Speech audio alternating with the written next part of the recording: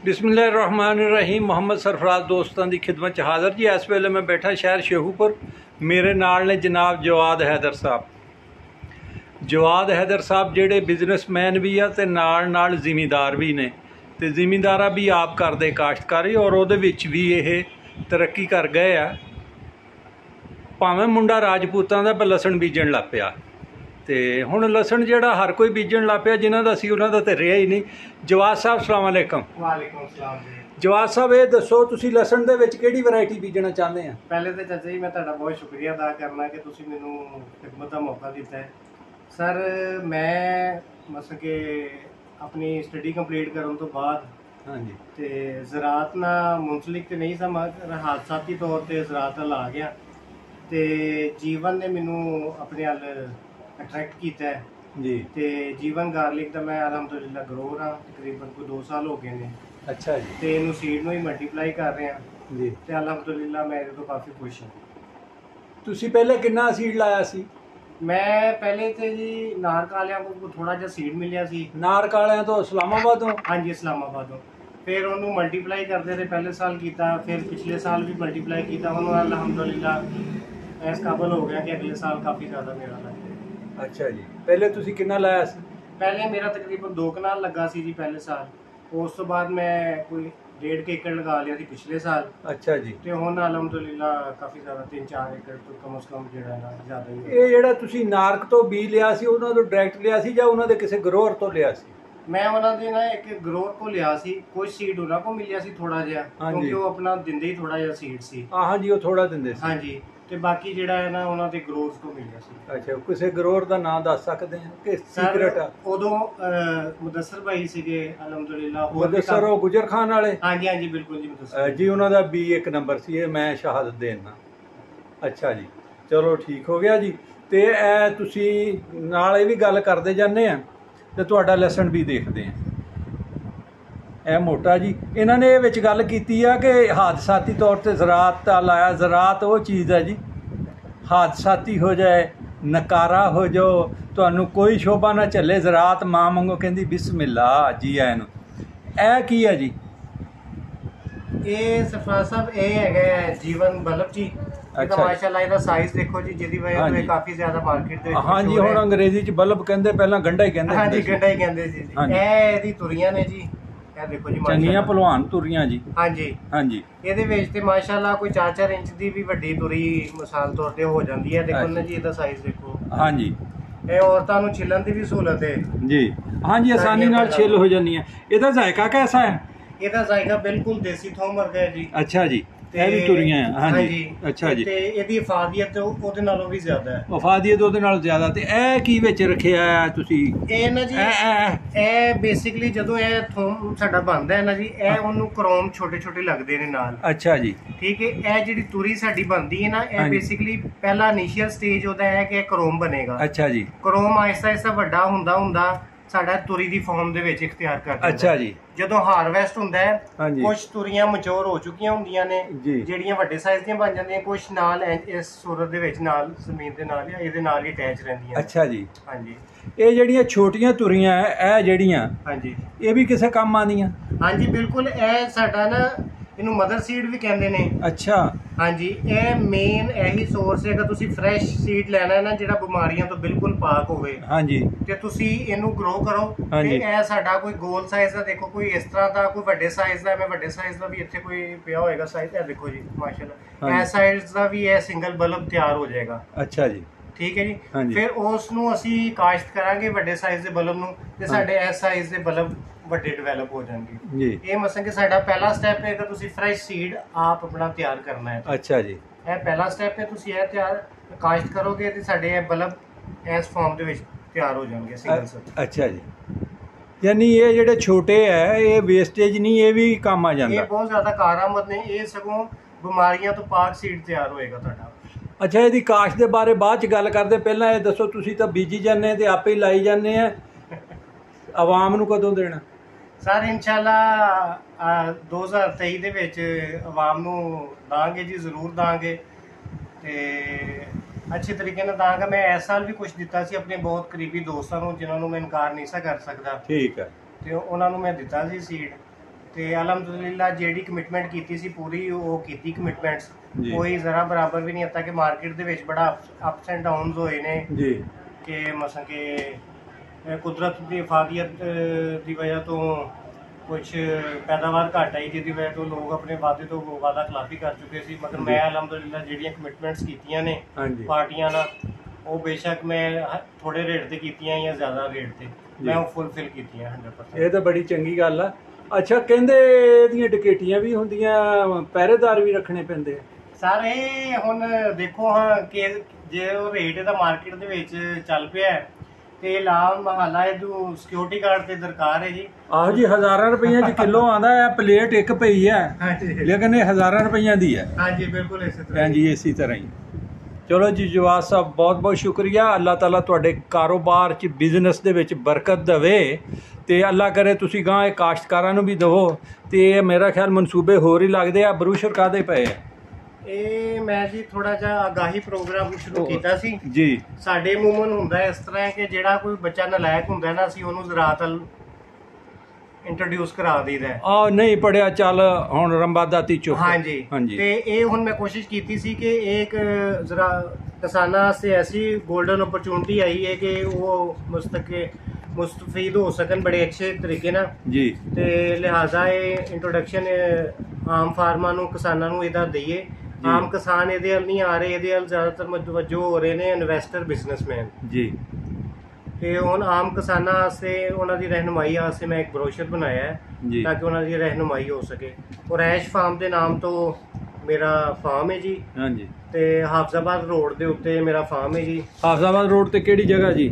ਇਹ ਟੁੰਡੇ ਗੁਰੂ ਪਿੰਡ ਹੈ ਜੀ, ਉਗਾਨ ਦੇ ਨਾਲ। ਉਗਾਨ ਉਹ ਕੀਲਿਆਂ ਦੇ ਨਾਲ? ਹਾਂਜੀ, ਕੀਲਿਆਂ ਦੇ ਨਾਲ। ਕੀਲੇ ਸਟਾਪ, ਕੀਲਿਆ, ਅਜਨੇਵਾਲਾ, ਉਗਾਨ, ਟੁੰਡੇ ਗੁਰੂ ਲਾਗੇ ਲਾਗੇ ਹੀ ਆ। ਹਾਂਜੀ ਹਾਂਜੀ ਬਿਲਕੁਲ, ਠੀਕ ਆ ਜੀ।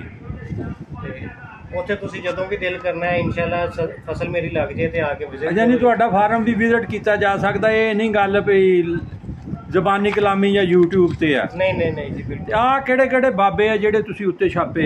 ਸਰ ਇਹ ਅਲਹਮਦੁਲਿਲਾ ਜਿਹੜੇ ਕਾਮਯਾਬ ਕਾਸ਼ਤਕਾਰ ਨੇ, ਇਹਦੇ ਵਿੱਚ ਜੀਵਨ ਦੇ ਵਿੱਚ ਤਕਰੀਬਨ 95% ਤੋਂ 99% ਲੋਕ ਜਿਹੜੇ ਨੇ ਨਾ ਗਰੋਥ ਉਹ ਕਾਮਯਾਬ ਹੋਏ ਨੇ ਜੀ। ਬਿਲਕੁਲ ਠੀਕ ਹੋ ਗਿਆ। ਚੌਧਰੀ ਜ਼ੁਲਫਕਾਰ ਸਾਹਿਬ, ਮੁਦੱਸਰ ਸਾਹਿਬ ਹੋ ਗਏ ਪਿੰਡੀ ਤੋਂ, ਲਕਮਾਨ ਵੈਂਸ ਸਾਹਿਬ ਸ਼ਾਇਬ ਹੈ ਜੀ ਗਰੁੱਪਾਂ ਦੇ ਵਿੱਚ ਵੀ, ਅਰਫਾਨੁੱਲਾ ਭੱਟੀ ਸਾਹਿਬ, ਮੀਆਂ ਇਮਰਾਨ ਉਕਾੜਾ ਤੋਂ, ਮੀਆਂ ਸ਼ਫਕਤ ਫੈਸਲਾਬਾਦ, ਰਾਣਾ ਸ਼ਜਾਤ ਸਾਹਿਬ ਮੀਆਂ ਵਾਲੀ ਤੋਂ। ਹਾਂਜੀ, ਮੀਆਂ ਵਾਲੀ ਤੋਂ ਕਈ ਕੁਛ ਹੀ ਹੈ ਜੀ। ਚਲੋ ਜ਼ਿਮੀਂਦਾਰ ਵੀ ਆ ਗਏ। ਰਾਓ ਖਾਦਮ ਹਸੈਨ ਵਿਹਾੜੀ ਤੋਂ, ਫਰਕਾਨ ਵਸੀ ਸਾਹਿਬ, ਮੀਆਂ ਅਰਸ਼ਦ ਇਕਬਾਲ ਸਾਹਿਬ ਕਰੋੜ ਪੱਕਾ ਤੋਂ, ਡਾਕਟਰ ਨਸੀਮ ਫੈਸਲਾਬਾਦ ਤੋਂ, ਨਦੀਮ ਅਬਾਸ ਸਾਹਿਬ ਕਸੂਰ ਤੋਂ, ਜਵਾਦ ਹੈਦਰ ਸਾਹਿਬ ਤੁਸੀਂ ਆ, ਸਜਾਦ ਸਾਹਿਬ ਗਖੜ ਮੰਡੀ ਔਰ ਚੌਧਰੀ ਤਾਰਕ ਉਕਾੜਾ ਤੋਂ। ਵੈਲ ਨੋਨ ਨਾਂ ਹੈ ਜੀ ਸਾਰੇ। ਫੈਸਲ ਡੋਗਰ ਸਾਹਿਬ, ਮੁਹੰਮਦ ਅਲੀ ਸਾਹਿਬ, ਇਸਮਾਈਲ ਖਾਨ ਸਾਹਿਬ, ਕਮਾਂਡਰ ਸ਼ਮੀਮ ਅਲੀ ਸਾਹਿਬ। ਅਸੀਂ ਤਾਂ ਕਮਾਂਡਰ ਸਾਹਿਬ ਦੀ ਤਸਵੀਰ ਦੂਸਰੀ ਦੇਖਦੇ ਹਾਂ ਚਿਕਨ ਵਾਲੀ, ਚਲੋ ਤੁਸੀਂ ਅੱਜ ਇਹ ਵੀ ਦਿਖਾ ਦਿੱਤੀ ਆ। ਮੋਹਸਨ ਅਲੀ ਸਾਹਿਬ ਜੇਲਮ ਤੋਂ, ਮਜ਼ਹਰ ਅਮੀਨ ਚੱਕੂਕਾ ਸਾਹਿਬ, ਚੱਕੂਕਾ ਸਾਹਿਬ ਜੀ ਸ਼ਾਇ ਪਏ। ਔਰ ਜਨਾਬ ਗੌਰਮੇ ਫੂਡਜ਼ ਉਮਰ ਇਲਿਆਸ ਸਾਹਿਬ ਝੰਗ ਤੋਂ, ਸੂਫੀ ਰਮਜ਼ਾਨ ਸਾਹਿਬ, ਮੋਹਸਨ ਭੱਟੀ ਸਾਹਿਬ ਝੰਗ ਤੋਂ, ਤੇ ਬੰਨੂ ਮੁਖਤਾਰ ਪਿੰਡੀ ਪਟੀਆਂ। ਠੀਕ ਹੋ ਗਿਆ ਜੀ। ਉਮਰ ਸੁਲਤਾਨ ਸਾਹਿਬ ਨਿਆ ਸਵੇਰ ਵਾਲੇ, ਉਮਰ ਸੁਲਤਾਨ ਕਸਾਣਾ ਸਾਹਿਬ ਠੀਕ ਹੋ ਗਿਆ ਜੀ। ਉਰੈਸ਼ ਫਾਰਮ। ਇਹ ਜੀ ਇਸ ਵਾਸਤੇ ਬਰੋਸ਼ਰ ਤੇ ਇਹਨਾਂ ਨੇ ਛਾਪੇ ਆ ਕਿ ਜੀਵਨ ਦੇ ਕਾਮਯਾਬ ਕਾਸ਼ਤਕਾਰ ਵੈਲ ਨੋਨ ਲੋਕ ਆ, ਤਾਂ ਕਿ ਪਤਾ ਇਹ ਰਵੇ ਕਿ ਫਰਾਡ ਨਹੀਂ ਹੈਗਾ, ਇਹ ਓਰੀਜਨੈਲਿਟੀ ਆ। ਤੇ ਜਵਾਦ ਸਾਹਿਬ ਇਹ ਕਹਿੰਦੇ ਆ ਕਿ ਅਸੀਂ ਹੁਣ ਕਾਸ਼ਤ ਕਰ ਲੈਣਾ, ਤੇ ਇਹਨਾਂ ਨੂੰ ਪੁੱਛਦੇ ਕਦੋਂ ਕਾਸ਼ਤ ਕਰਨਾ। ਜਿਨ੍ਹਾਂ ਨੇ ਫਾਰਮ ਵਿਜ਼ਿਟ ਕਰਨਾ ਹੋਵੇ ਉਹ ਆ ਕੇ ਕਰ ਸਕਦੇ ਆ। ਅਸੀਂ ਤਾਂ ਇਨਸ਼ਾਅੱਲਾ ਇਹਨਾਂ ਦਾ ਫਾਰਮ ਜਿਹੜਾ ਨਾ ਵਿਜ਼ਿਟ ਕਰਾਂਗੇ ਜ਼ਰੂਰ। ਹੁਣ ਇਹ ਮੈਨੂੰ ਦੱਸੋ ਲਾਉਣਾ ਕਦੋਂ? ਇਹ ਇਨਸ਼ਾਅੱਲਾ ਜੀ ਅਕਤੂਬਰ ਦੇ ਯਕਮ ਤੋਂ ਬਾਅਦ ਜਿਵੇਂ ਸੂਟੇਬਲ ਮੌਸਮ ਆਏਗਾ ਅਸੀਂ ਉਦੋਂ ਕਾਸ਼ਤ ਕਰਾਂਗੇ ਇਹਨੂੰ। ਅੱਛਾ, ਉਦੋਂ ਤੁਸੀਂ ਕਾਸ਼ਤ ਕਰੋਗੇ? ਉਹਦੇ ਤੋਂ ਬਾਅਦ ਉਸ ਤੋਂ ਬਾਅਦ ਅਲਹਮਦੁਲਿਲਾ ਜਿਸ ਤਰ੍ਹਾਂ ਫਿਰ ਸਟੈਪ ਬਾਈ ਸਟੈਪ ਅਗਰ ਫਰਦਰ ਜੋ ਜ਼ਰੂਰੀਆਤ ਹੋਣਗੀਆਂ, ਜੋ ਇਹਦੇ ਵਿੱਚ ਟੈਕਨੋਲੋਜੀਜ਼ ਆਉਣਗੀਆਂ, ਉਹ ਅਸੀਂ ਆਵਾਮ ਨੂੰ ਉਹਦੇ ਨਾਲ ਆਗਾਹ ਵੀ ਕਰਾਂਗੇ। ਕੋਈ ਜਿਹਨੇ ਸਾਡਾ ਫਾਰਮ ਵਿਜ਼ਿਟ ਕਰਨਾ ਹੈ ਉਹ ਸੌ ਬਿਸਮਿਲ੍ਲਾ ਵਿਜ਼ਿਟ ਕਰੇ, ਮਗਰ ਇਹ ਕਿ ਪਹਿਲੇ ਫੋਨ ਕਰਕੇ ਟਾਈਮ ਲੈ ਕੇ ਸਾਨੂੰ ਆਏ, ਕਿਉਂਕਿ ਸਾਡੀ ਰਿਹਾਇਸ਼ ਸ਼ੇਖੂਪੁਰਾ ਹੈ ਸਿਟੀ ਦੇ ਵਿੱਚ, ਤੇ ਸਾਨੂੰ ਉੱਥੇ ਜਾਂਦੇ ਹੋਏ ਅੱਧਾ ਘੰਟਾ ਲੱਗਦਾ ਹੈ। ਨਹੀਂ ਤਾਂ ਜੇ ਕਿਸੇ ਨੇ ਚੋਰੀ ਪੱਟਣਾ ਹੋਵੇ ਫਿਰ ਤੁਹਾਨੂੰ ਕਾਹਨੂੰ ਦੱਸੇ? ਸਰ ਜਿਹਨੇ ਆਪਣਾ ਨਸੀਬ ਲੈਣਾ, ਜਿਹਨੇ ਅੱਛਾ ਚਲੋ ਮਿਹਰਬਾਨੀ ਜੀ। ਮੈਨੂੰ ਇਹ ਦੱਸੋ ਤੁਸੀਂ ਇਹ ਬੀਜਣਾ ਜਿਹੜਾ ਆ ਇਹ ਵੱਟਾਂ ਦੇ ਉੱਤੇ ਆ ਜਾਂ ਤੁਸੀਂ ਸਪਾਟ ਹੋ ਕਿ ਫਲੈਟ ਵੀ? ਇਹਦੀ ਜੀ ਬਿਹਤਰ ਕਾਸ਼ਤ ਤੇ ਹੁੰਦੀ ਹੈ ਬੈਡਸ ਦੇ ਉੱਤੇ, ਵੱਟਾਂ ਦੇ ਖੇਲਾਂ ਦੇ ਉੱਤੇ। ਹਾਂਜੀ, ਬਿਹਤਰੀਨ ਕਾਸ਼ਤ ਇਹਦੀ ਉਹਦੇ ਉੱਤੇ ਹੈਗੀ ਹੈ। ਅੱਛਾ ਜੀ। ਫਲੈਟ ਦੇ ਉੱਤੇ ਵੀ ਲਗਾਇਆ ਜਾ ਸਕਦਾ, ਮਗਰ ਉਹਦੇ ਵਿੱਚ ਬਲਬ ਦਾ ਸਾਈਜ਼ ਇਦਾਂ ਅੱਛਾ ਨਹੀਂ ਆਉਂਦਾ ਜੀ। ਬਿਲਕੁਲ ਠੀਕ ਹੋ ਗਿਆ। ਅੱਛਾ ਇਹ ਮੈਨੂੰ ਦੱਸੋ ਤੁਸੀਂ ਇਹ ਬੀਜ ਲਿਆ, ਉਹਦੇ ਤੋਂ ਬਾਅਦ ਖਾਦ ਕਦੋਂ ਪਾਣੀ, ਗੋਡੀ ਕਦੋਂ ਕਰਨੀ ਹੈ, ਸਪਰੇਅ ਕਿਹੜੀ ਕਰਨੀ ਹੈ, ਇਹ ਵੀ ਕੁਝ ਦੱਸੋਗੇ? ਇਹਦੇ ਵਿੱਚ ਬੇਸਿਕਲੀ ਹੁੰਦਾ ਇਸ ਤਰ੍ਹਾਂ ਕਿ ਜਦੋਂ ਅਸੀਂ ਇਹਦੀ ਕਾਸ਼ਤ ਕਰੀਦੀ ਉਦੋਂ DAP ਜਿਸ ਤਰ੍ਹਾਂ ਮੂਮਨ ਸਾਡੇ ਚੱਲਦਾ ਹੈ, DAP ਪੋਟਾਸ਼ ਵਗੈਰਾ ਇਹ ਥੱਲੇ ਪੈ ਜਾਂਦੀਆਂ। ਉਸ ਤੋਂ ਬਾਅਦ ਜਿਵੇਂ ਜਿਵੇਂ ਗਰੋ ਕਰਦਾ ਨਾਈਟ੍ਰੋਫਾਸ, ਫਿਰ ਜਦੋਂ ਪਲਾਂਟਸ ਫਲ ਬਣਾਉਣ ਦੇ ਉੱਤੇ ਆਉਂਦਾ ਹੈ ਉਦੋਂ ਪੋਟਾਸ਼ ਵਗੈਰਾ ਦੀ ਜ਼ਰੂਰਤ ਪੈਂਦੀ ਹੈ। ਅਤੇ ਲਾਮਹਲਾ ਇਹਨੂੰ ਜਦੋਂ ਰੂਟ ਰਾਟ ਜਾਂ ਕੋਈ ਫੰਗਸ ਵਗੈਰਾ ਦਾ ਅਟੈਕ ਹੁੰਦਾ ਹੈ ਤੇ ਉਹ ਕੰਟਰੋਲੇਬਲ ਹੈ। ਬੜੀ ਅੱਛੀਆਂ ਦਵਾਈਆਂ ਸਜੈਂਟਾ ਵਗੈਰਾ, ਬਾਇਰਸ ਵਗੈਰਾ ਬੜੇ ਅੱਛੇ ਕੰਪਨੀਆਂ ਨੇ ਜਿਨ੍ਹਾਂ ਦੀਆਂ ਉਹ ਦਵਾਈਆਂ ਇਸਤੇਮਾਲ ਕਰਕੇ ਬੜੇ ਬਿਹਤਰੀਨ ਤਰੀਕੇ ਦਾ ਉਹਦਾ ਹੱਲ ਨਿਕਲ ਸਕਦਾ ਹੈ। ਉਹ ਕੋਈ ਏਡਾ ਮਸਲਾ ਨਹੀਂ ਹੈ ਇਹਦਾ। ਮਤਲਬ ਰੂਟੀਨ ਦੀ ਕਾਸ਼ਤਕਾਰੀ ਹੈ, ਇਹਦੀ ਕੋਈ ਐਕਸਟਰਾ ਆਰਡੀਨਰੀ ਨਹੀਂ ਹੈਗੀ? ਨਹੀਂ, ਇਹਦੇ 'ਚ ਕੋਈ ਏਡਾ ਐਕਸਟਰਾ ਆਰਡੀਨਰੀ। ਦੂਜੀਆਂ ਫਸਲਾਂ ਨੂੰ ਵੀ DAP ਪੈਂਦੀ ਹੈ, ਇਹਨੂੰ ਵੀ ਪੈਣੀ, ਦੂਸਰੀਆਂ ਨੂੰ ਵੀ ਪੋਟਾਸ਼ ਪੈਣੀ ਹੈ, ਇਹਨੂੰ ਵੀ ਪੈਣੀ ਹੈ, ਯੂਰੀਆ ਉਹਨਾਂ ਨੂੰ ਵੀ ਪੈਣੀ ਹੈ, ਇਹਨਾਂ ਨੂੰ ਵੀ ਪੈਣੀ ਹੈ। ਬਿਲਕੁਲ ਜੀ ਬਿਲਕੁਲ। ਫੰਗਸ ਦਾ ਸਪਰੇਅ ਇਹਨੂੰ ਵੀ ਹੋਣਾ ਆ, ਦੂਸਰਿਆਂ ਨੂੰ ਵੀ ਹੁੰਦਾ ਆ। ਜਿਵੇਂ ਆਮ ਦੇਸੀ ਲਸਣ ਤੁਸੀਂ ਲਗਾਉਂਦੇ ਜਿੰਨਾ ਜੀ, ਸੇਮ ਐਜ਼ ਇਟ ਇਜ਼ ਉਵੇਂ ਹੀ ਇਹਦੀ ਕਾਸ਼ਤ ਹੈ। ਮਗਰ ਇਹਦਾ ਫਾਇਦਾ ਹੈ ਕਿ ਉਹ 60 ਤੋਂ 70 ਮਨ 80 ਮਨ ਔਸਤ ਦਿੰਦਾ ਹੈ ਤੇ ਇਹ 300 ਤੋਂ ਉੱਤੇ ਚਲੇ ਜਾਂਦਾ ਜੀ। ਉਹ 60 70 80 ਮਣ ਹੁੰਦਾ ਹੈ, 300 ਮਣ ਤੋਂ ਉੱਤੇ ਪੈਲੀ ਚੋਂ ਨਿਕਲ ਆਉਂਦਾ। ਹਾਂਜੀ, ਬਹੁਤ ਅੱਛੀ ਬਾਤ ਹੈ। ਹਾਂਜੀ। ਅੱਛਾ ਇਹ ਤਾਂ ਹੋ ਗਿਆ ਇਹਦਾ, ਤਾਂ ਤੁਸੀਂ ਦੇਸੀ ਦਾ ਕੀਤਾ ਜ਼ਿਕਰ।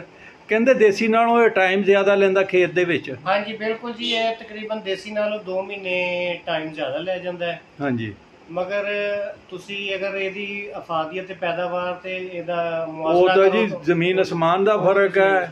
ਉਹ ਜਿੰਨੇ ਦਾ ਮਣ ਆਉਂਦਾ ਏ ਉਹਨੇ ਦਾ ਸੇਰ ਆਣ ਡਿਆ ਆ, ਉਹ ਤੇ ਠੀਕ ਹੋ ਗਈ ਗੱਲ। ਤੁਸੀਂ ਇਹ ਹਿਸਾਬ ਲਗਾਓ ਕਿ ਤੁਸੀਂ ਸਮਝੋ ਕਿ 1 ਏਕੜ ਲਗਾ ਰਹੇ ਜੇ ਨਾ, ਤੇ ਤੁਸੀਂ 5 ਮਰਬਿਆਂ ਦੀ ਵਾਹੀ ਕਰ ਰਹੇ ਜੇ। ਅੱਛਾ ਜੀ। ਹਾਂਜੀ। ਤੇ ਆਮ ਤੌਰ ਤੇ ਮਾਰਕੀਟ 'ਚ ਇਹ ਕਿਹਾ ਜਾਂਦਾ ਜੀ ਇਹਨੂੰ ਹੋ ਗਏ ਆ 5-6 ਸਾਲ ਆਏ ਨੂੰ, ਤੇ ਹੁਣ ਇਹਦੀ ਹੰਡੀ ਟੁੱਟਣ ਵਾਲੀ ਹੈ। ਤੁਹਾਡਾ ਕੀ ਖਿਆਲ ਹਜੇ ਚੱਲੇਗਾ? ਨਹੀਂ ਜੀ, ਇਹ ਸਿਰਫ ਕਿਆਸ ਰਾਈਆਂ ਨੇ ਜੀ। ਹਾਂਜੀ। ਤੁਸੀਂ ਇੱਕ ਚੀਜ਼ ਦੇਖੋ ਕਿ ਇੱਕ ਗਾਰਲਿਕ ਹੈਗਾ ਜਿਹੜਾ ਇੰਟਰਨੈਸ਼ਨਲੀ ਉਹਦੀ ਡਿਮਾਂਡ ਹੈ। ਲੋਕਲ ਡਿਮਾਂਡ ਤੇ ਪਾਕਿਸਤਾਨ ਬਾਅਦ 'ਚ ਕਵਰ ਕਰੇਗਾ ਨਾ। ਤਕਰੀਬਨ ਪਾਕਿਸਤਾਨ ਆਪਣੀ ਜ਼ਰਾਤ ਦਾ 70 ਤੋਂ 80% ਜਿਹੜਾ ਲਸਣ ਹੈ ਨਾ ਉਹ ਬਾਹਰੋਂ ਚਾਈਨਾ ਤੋਂ ਦਰਾਮਦ ਕਰਦਾ ਹੈ। ਹਾਂਜੀ, ਠੀਕ ਹੈ। ਤੇ ਪਹਿਲੇ ਤੋਂ ਉਹਨੇ ਆਪਣੀ ਜ਼ਰੂਰੀਆਤ ਜ਼ਿੰਦਗੀ ਨੂੰ ਪੂਰਾ ਕਰਨਾ ਹੈ ਜੀ, ਉਹਦੇ ਵਾਸਤੇ ਲਸਣ ਤਿਆਰ ਕਰਨਾ ਹੈ। ਉਸ ਤੋਂ ਬਾਅਦ ਇਹ ਹੈ ਇੱਕ ਬੇਸਿਕਲੀ ਐਕਸਪੋਰਟ ਕੁਆਲਿਟੀ ਦਾ ਲਸਣ। ਅੱਛਾ। ਇਹਦਾ ਬਾਹਰ ਮਾਰਕੀਟ, ਇੰਟਰਨੈਸ਼ਨਲ ਮਾਰਕੀਟ 'ਚ ਇਹਦਾ ਰੇਟ ਬਹੁਤ ਜ਼ਿਆਦਾ ਹੈ ਜੀ।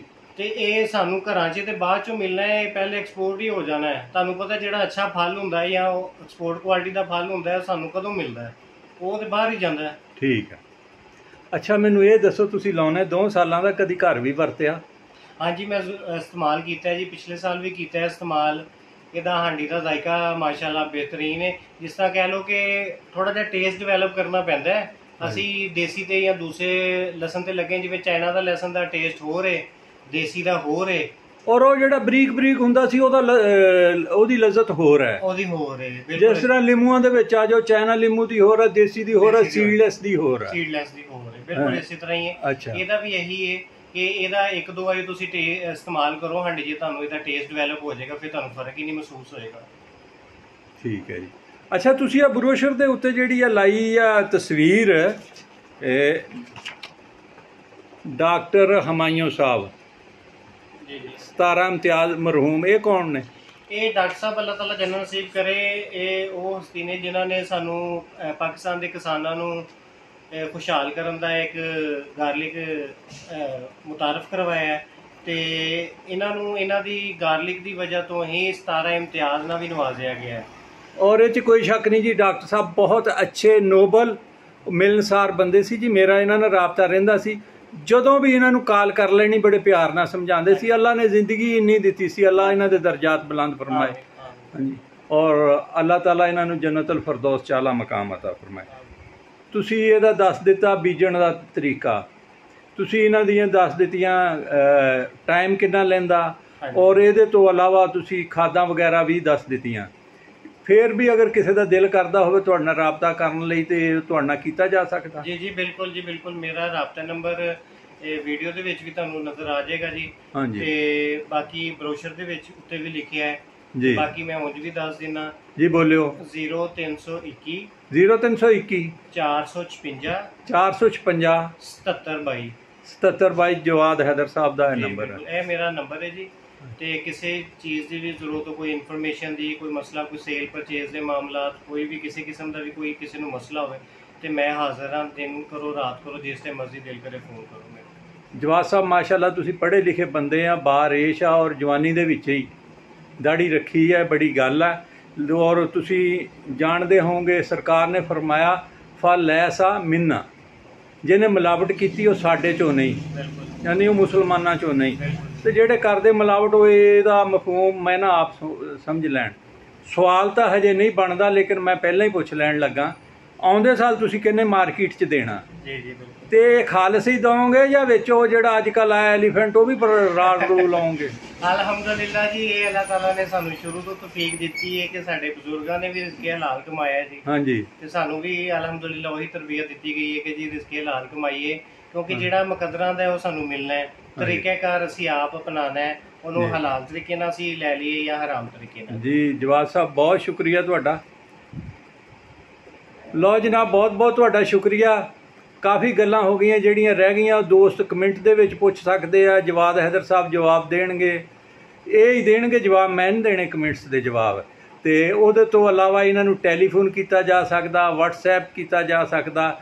ਤੇ ਜਵਾਦ ਸਾਹਿਬ ਹੁਣ ਜਾਂਦੇ ਜਾਂਦੇ ਇੱਕ ਪਾਕਿਸਤਾਨ ਦਾ ਨਾਰਾ ਵੀ ਹੋ ਜਾਏ, ਪਾਕਿਸਤਾਨ ਜ਼ਿੰਦਾਬਾਦ।